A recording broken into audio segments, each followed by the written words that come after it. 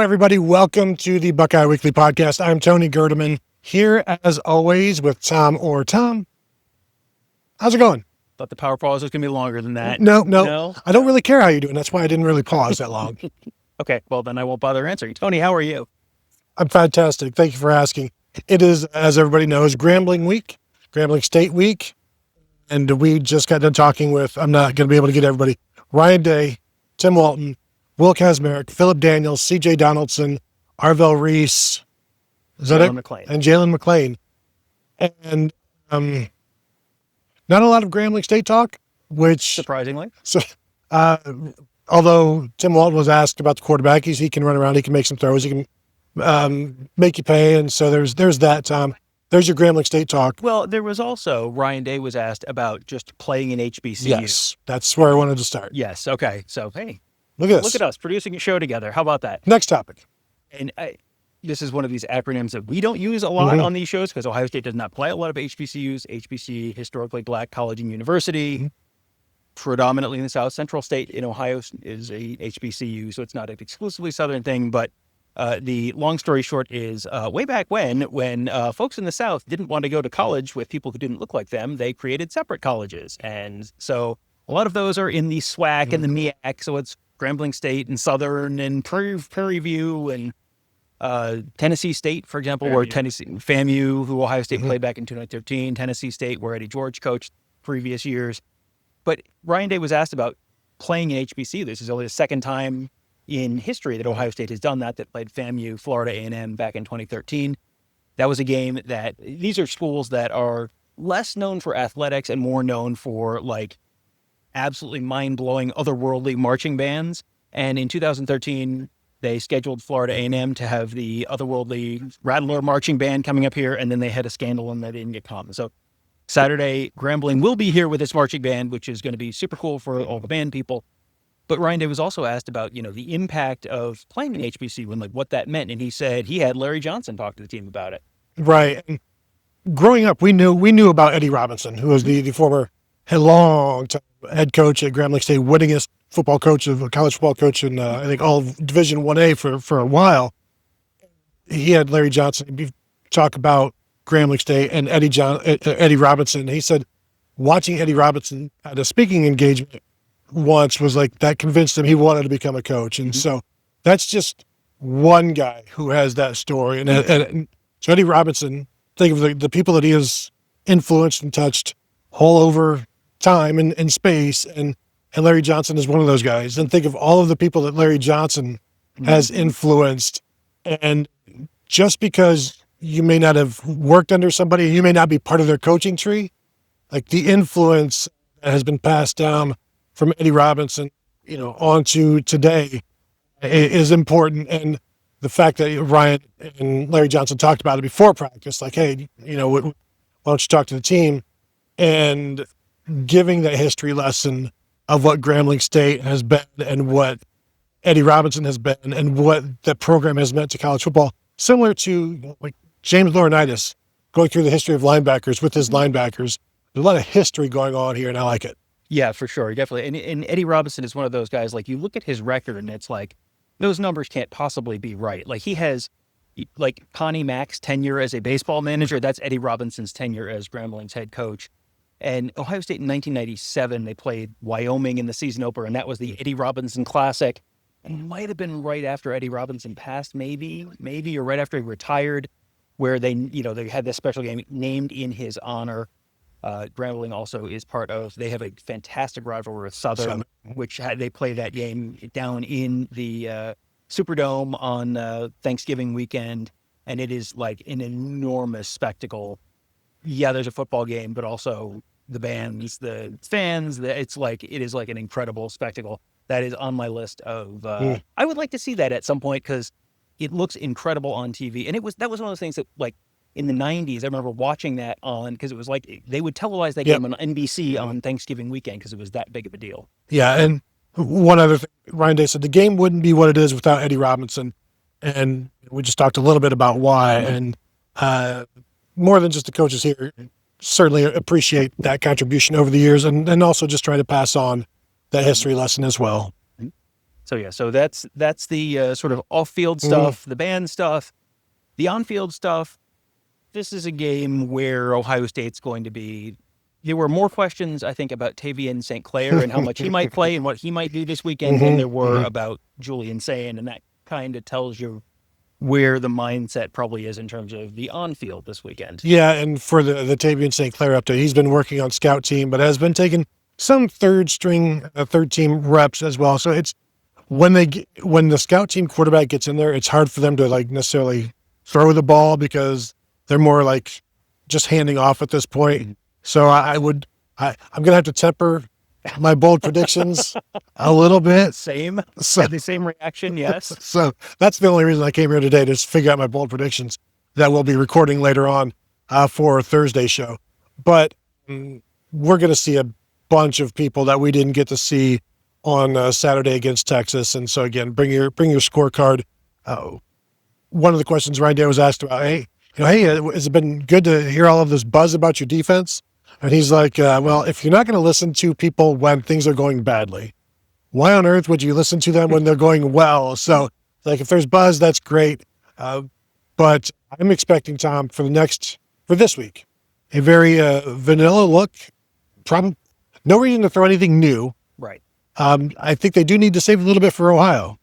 Yeah, I think this is sort of now you kind of got over the mountain, and now you've got a little bit of time before you're slowly climbing up the next mountain, because you got Grambling, where you're going to be a 60-ish point favorite. There's not an official point spread this weekend, but it's like the power metrics have them about 60 points better. Then you had Ohio, and Ohio's kind of interesting, and they've got an offense that could create some problems and make Ohio State fans pull their hair out a little bit. Then you get a week off. Then you go to Washington. You got Minnesota, and then you go to Illinois and Wisconsin. And they get another week off, and then you go to Penn State, and you play Penn State at home. And so it's kind of like gradually going uphill now. Mm-hmm. This is just the start of the hike. You're at base camp right now. So this is a week when you can kind of reset things a little bit. We talked about this earlier, but the fall camp for Ohio State was so different this year, because you're preparing for the season. Mm-hmm. Fall camp this year, they were preparing for Texas. Yep. So now you're kind of going back. You're kind of hitting the rewind button. Be kind, rewind to fall camp, and now you're doing some of the more fundamental stuff, and you're giving some of these younger guys more reps that maybe they didn't get because you were a little more focused on game one than you were in previous years when that was Akron or even at Indiana a couple of years ago. In terms of Grambling, so Bill Connolly from ESPN does his rankings of all of the college football teams in the nation, basically, from Ohio State down to NAIA, Division III, things like that. Grambling right now, Ohio State is ranked number one in his ratings. Grambling at 236. Mm-hmm. They just got done playing Langston, who's in the 500s, a few spots away from teams like Heidelberg and Wittenberg. So imagine the Student Princes, the Fighting Student Princes. Imagine going from playing Heidelberg to Ohio State in the span of a week. That's what Grambling State is going to deal with. So it's basically as different as going from playing Texas to Grambling. And so the level of speed and physicality is going to be significant in terms of the change in. So that's going to be a lot to handle for them. And yet for Ohio State, it just comes down to being Ohio State, executing. And that's the message throughout all of this, is just, all that matters is us, that whole coaching lingo spiel that is absolutely true this week. Yeah, for sure. That's one of those coach speak things that you kind of roll your eyes, and this week you're just sort of nodding along like, yeah, that's all. It is literally all that matters. There's nothing. As long as the bus arrives at Ohio Stadium, the result is not going to be in doubt this weekend. So job one is get the bus there, and then job two is worry about yourself and do your stuff correctly, because the rest of it is, whatever. It's a matter of the degree that they want. This is about as nadir score as a game as Ohio State has ever had, because I go back to that 2013 Florida A&M game. Ohio State has only played 3 previous games against FCS teams since that split happened. 2 of them against Youngstown State, and then 1 against Florida A&M. That Florida A&M game was about as uncompetitive as any game I've ever seen. Yes. I think it was 55-0 at halftime, something like that. And it was 34-0 after the first quarter. Yeah, and it was like, it could have been worse than that. Now, I don't know exactly. That was not a good Florida A&M team by any means, and Grambling is Grambling's not a bad FCS team, so this is probably not going to be quite to that degree. But this is a little bit of a name. This is probably a better Ohio State team than that one was, too. I was looking back at that box score. Ohio State went for 2 on their second touchdown. I think that's because they missed their PAT on their first one. Then they botched the snap on the second one. It was a Kenny Guyton throw. Was it? So well, he may have been the holder. He may have been the holder at that point. Yeah, but that does not feel like that. Does not even Urban Meyer, I don't think, would be running up on. If you want to get some practice on your 2-point conversions, that would be the week. But we talked with Tim Walton. And one of the things that he said that I liked is that he was asked about the guys that didn't play. What do you tell them? Like Malik Hartford has started games at Ohio State, did not play. Other players didn't. Bryson Rogers did not play. And he said it's just one game. It's a long season. And I go back to Jermaine Matthews not playing defense against Oregon last year. Like there's a long history of guys not playing and then contributing later on, like the Chris Olave story, So that's a message that you hope they hear, because guys like Aaron Scott, sophomore corner, certainly planned on playing, and Bryce West, redshirt freshman nickel corner, all of these guys, they've always played, and now didn't play much last year, and then didn't play in this first game, and it's just you realize, you saw the season last year, how long it was. Yeah. Do you remember anything about the opener? Like, it's a long season. It's a long season, and they are almost always going to default to the guys who you've seen do it before. Mm-hmm. Because Ryan Day talked about this a little bit, that you want the guys who've been out there before, the guys where it's not, how will this person respond in their in playing in this big moment? I wonder. You don't want to have any I wonder. You want to reduce your concern. And we had this whole conversation when we were talking about the offensive line going to Penn State last year. It was like, what are they going to do? Well, they're going to default to the veteran guys, because that's what they always do. They always will default to the veteran guys. So if you're not one of the veteran guys, this is like standard operating procedure. So to me, so-and-so didn't play against Texas. That means a lot less than true freshman corner Devin Sanchez played 11 snaps against Texas. That's the thing that jumps out to me. That Malik Hartford not playing, I was like, I would have expected him to probably play, but him playing 0 snaps instead of 8 snaps, I kind of, okay, sure. Devin Sanchez, when you've got these other guys who they're very clearly taking that approach, that the default to defer to veterans, default answer is choose the guys who you've seen do it before. When you're throwing someone like Devin Sanchez out there, not only early, but also on the game-winning drive at the end of the game, and you're trusting him to be out there day one as a true freshman, that's when I go, okay, the needle has now moved in terms of what they think he could be and how quickly he could be that. Yeah, he is the number 3 corner because he was the 3rd corner in. When you're playing as a true freshman in this game, in that situation, I don't think there's any doubt at some point this season he's going to be rotating in, playing in the first quarter, second quarter of real games. Maybe, yeah. Well, he was playing in the first quarter of that real. Yeah, but in terms of IGB comes out, I think there's going to be points where they do that because again, it's a long season. They want to get these guys as few snaps as possible in terms of the starters, basically. So, I think he is definitely going to be rotating in at some point. I would this week. This week, yes. But I mean, when they go out to Washington in 3 weeks, 4 weeks, whatever that is, would you be remotely surprised to see him get a whole series in the first quarter at Washington on the road across the country against a dynamic passing attack? I mean, I wouldn't. No, you can't be surprised by any time he's playing now, unless he starts in front of one of those guys, which I'm not expecting. But it's like, but even if someone has a hangnail this weekend, right? Oh yeah. You are taking no chances this weekend. There's no reason to take any chances this weekend. So if someone has a hangnail and he starts ahead, I go, yeah, sure, why not? Absolutely, smart move. Yep, no, I agree completely. Anything else from either of the coaches that you wanted to touch on? Not from the coaches. While we're talking about true freshmen, there was Will Kazmarek and CJ Donaldson both talked a little bit about Nate Roberts, who was a true freshman. And one of the other two true freshmen who came out, he was sort of the lead blocker on CJ Donaldson's touchdown. Again, true freshman out there in one of the biggest moments of the game. I think that might have been the only snap he played. Yeah. That's one of those things where if all you tell me is one of the biggest moments of the game, they're putting a true freshman out there, that's an okay. the ceiling for him has materially changed in my mind for like what this season could be for him. Yeah. He's the number one fullback, essentially. So anytime they're going to be going in the I formation, it might be that guy. But to see it, and 4th and goal, go out there, and I just keep talking about it. Like it shows the competitive excellence that Ryan Day is always talking about. You may only get one shot. What are you going to do with it? Eminem said something similar. Yes. Did you see Mom Spaghetti in the front of his jersey? He sure did not. He did not. And they went right behind him. And we've really liked him for a while now. And to see him out there, just it was impressive just to watch him go out there and be like, 80, what in the world? And then to just go right behind him. I'm expecting to see him more this week in terms of not just as a fullback. Oh, for sure. And, the way Keenan Bailey rotates guys in that room, I mean, that was in that formation, I think they had 4 tight ends on the field. And Keenan Bailey, I think, played 5 tight ends last week. And the only guys who didn't play are Brody Lennon, who showed up in the summer, and Max LeBlanc, who I believe was not suited up. He was on the availability report. Yeah, so all the healthy guys who had been here as far back as the spring, they all played.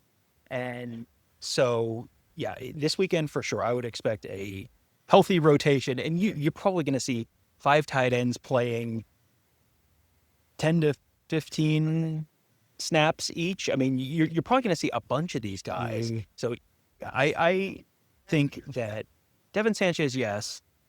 Nate Roberts, yes. Jarquez Carter, too. Jarquez Carter, we should mention him real quickly, even though we didn't get a chance to talk to any of the defensive linemen or Larry Johnson. He was out there, too. He's another guy where, yeah, you had some guys banged up in the middle of that defensive line, but the choice is you play the veterans. You default to the veterans because you did have those guys, and they chose to put him out there, Jarquez Carter, as well. That's another one that's, man, oh, man, that is, they can tell you all they want. Until they show you, it's kind of like, okay, yeah, we've heard it all before. Yeah, you have not seen that before with 3 true freshmen in a game like that as a season opener. And he was out there in the 4th quarter. Yep. And yes, they are low right now on numbers at 3-tech, but he was out there and they went to him. Phillip Daniels, starting right tackle. If we could talk to him every single week, perfectly fine. Every year we talk about how the offensive line, eventually somebody from that group emerges as it's usually the best group anyway, and then somebody from that group. And Phillip Daniels talking about Colin Simmons, the Texas All-American defensive end, basically talking trash to him. And then Phillip Daniels like, all right, and then let's go. And he talks about, get mind games and just, he won't. He was asked, do you talk trash? Like, no, I don't talk trash. I'm an offensive lineman. I'm usually out of breath. But if somebody talks trash to me, I will respond. And Colin Simmons called him trash after he took his helmet off. After Colin Simmons took Phillip Daniels. Yeah, and got the hands to the face, called him trash. And Phil Daniels like, all right, okay. And then, there was a quiet day for Colin Simmons. Yeah.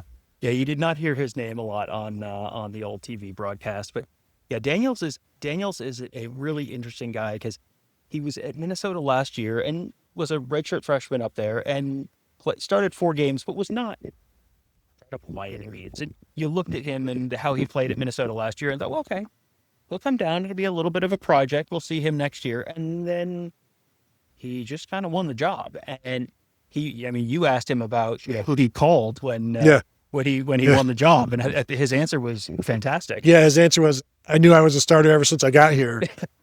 I was like, all right. Why didn't you tell us? Yeah, because, boy, when you first got here, there was some steps he had to take. He's a confident person, but he's not cocky. He can get cocky, but he's a high energy guy, and it's always interesting talking to him. And he's generally got some things to say. And again, he's from Ohio, said it's a dream come true to start at Ohio State, to be here. And I don't know if he's going to be here for another 2 seasons after this, but I'm hoping he is so that we can continue to talk to him. Yeah, for sure. He is definitely fits in that offensive lineman mold where there's always, Donovan Jackson was a great talker, and Seth McLaughlin was a great talker, and you can go back. Paris Johnson was great. I mean, you can go back through the list, and there's just so many great interviews. I don't know what it is about offensive linemen, but they're always just fantastic interviews. It's probably carbs. It could be. That's he's definitely on that list. I did think, everyone talks about the mean streak, and I thought, we have Jerry Emig, who is Minnesota nice. Phillip Daniels might be a little bit of Minnesota mean, and sort of the flip side there. But now he's back in Ohio, so now he's, I don't know, Cincinnati mean. I don't know. That's mean with chili on it. I wouldn't call it chili. We talked with Arvell Reese as well. He's just like a man of few words, more actions on the field. He saves us talking for the field, but certainly excited to see the game plan that they had set for him and executed it very well. He said he could have played a little bit faster, and so I was like, well, how? He's like, I don't know. Like I did, but faster. More rapidly. I don't know how to explain this. He did say the one play he'd like to have back is the one where Arch got away from him and picked up like 15 yards on the scramble, and it's like, yeah, I understand that. That was about the only one that got away from him. Right, yeah, you're thinking back, boy, which one would you like to have back? It's like the one where it didn't go well. Pretty much everything else was just fine the one all day. Yeah, right. And if you want to see more about how they used Arvell Reese and the different fronts they used, I just did a show with Ross Fulton. I dropped a Buckeyes Tomorrow Morning episode with Ross. If you just search Ross Fulton analysis on YouTube, you'll find it. But just talking about the different fronts that they showed and how they sort of mixed and matched and lots of odd fronts and putting him. You documented all the different places Arvell Reese lined up and the different ways they can use him. Man, it is really exciting to think about. That was game one. What else do they have, in the toolbox? Because you can, there's a certain amount of mixing and matching you can do with what you're doing up front, and also the coverage disguises you're doing in the back end of the defense. Talked to Ross a lot about that. So yeah, that's a show you guys will probably want to check out. So go ahead and watch that one after you're done. Not yet. Hit the thumbs up, leave us a comment, make sure you're subscribed, and then go watch the Ross show. I did ask him what was the biggest difference, like how much different is this defense than last year's. It's just more versatile. That's what he likes about it, because his versatility can be used. Sonny, like all of these different guys can do different things. Clearly he likes the defense, and it's showing. We'll see how well he does in 2 quarters on Saturday. Quarter and a half. So anything else from today that you wanted to touch on? I think, C.J. Donaldson is about the happiest person on earth. Every time he is just, he's so excited to be at Ohio State. You get the sense, he was at West Virginia before. So this is not someone who just fell off the turnip truck. This is someone who's been playing power conference football for a few years and played in South Florida, very, very high-level high school football down there. But man, oh man, is he excited to be at Ohio State, and man, oh man, was he excited to score the touchdown. Getting in on 4th down, he just basically said, like, yeah, you got to, I got to get in. And you watched him, and it felt like, boy, he's constantly falling forward for 2 yards, and he spent a lot of time talking about all the stuff he needed to do better, which I'm sure is something he has heard from Carlos Loughlin in the days since that game, and something that I'm sure he will be looking to improve upon on Saturday against Grambling. And we will have more to talk about with this game. We'll have a game preview this week coming, and then, of course, live preview probably at the shoe itself on Saturday morning. And we will have our bold predictions. Sorry. The rule this time, no starters can be involved in the predictions. So, directly. Right. Yes. So, we'll talk about it on the next show. No reason to talk. No point in talking about it now. If you are watching on YouTube, if you want to hit the thumbs up, we would appreciate that. Subscribe to the channel if you have not. We're almost at 30,000. Would like to get there soon. Like maybe by the end of the game on Saturday. That would be nice if we could do that. Of course, you can continue to find us at BuckeyeHuddle.com. Sign up, join up, see us there on the Buckeye Huddle message board presented by Jeff Ruby's Columbus, where we are talking about everything. So thank you all for tuning in, and we'll talk to you guys later.